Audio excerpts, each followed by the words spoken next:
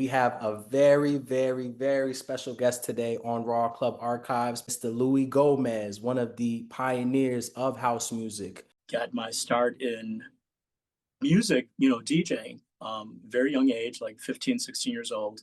Met this young guy named Jamie Principal just out of the blue Mm. one night. I was working at a mall and we came across each other in the hallway and we stopped and have a conversation about the clothes he was wearing. What And was he wearing?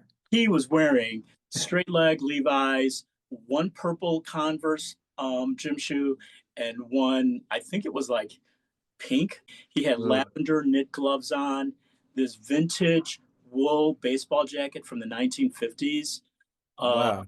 and these really cool wraparound Fiorucci sunglasses, and his hair was all spiky. I was like, I gotta talk to this guy. And it's so funny about those sunglasses.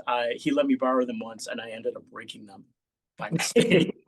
To this day, we keep joking. I'm like, I owe you a pair of Fiorucci sunglasses. We became fast friends after that. We had a mutual interest in fashion and music, but Jamie and I had this love for all this variety. But once I got a little bit older and I started going to the warehouse, I think I started going there at like 17.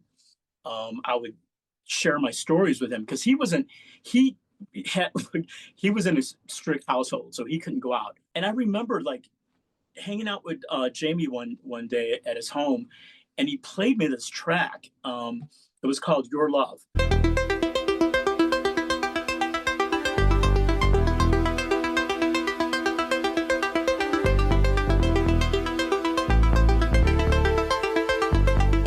And he played it off of like a 4-track recorder, I believe. And I was listening to it. I'm like, man, I love this track. And just off the cuff, I said, you should let me do a remix. By the time it's over, it's like, oh man, I wanted to hear more. And I didn't think anything about it. And then a few months later, he calls me. He's like, hey, come down to the studio on this day and do that remix you're talking about. And I was like, okay. I've never done a remix before. I had no idea. So I got there, and it's Jamie, the engineer Jerry Soto. He played the track for me. I started taking notes, and then just said, okay, let's extend this part. And I'm talking to the engineer, and I'm asking him, how do we extend this like intro, this arpeggio?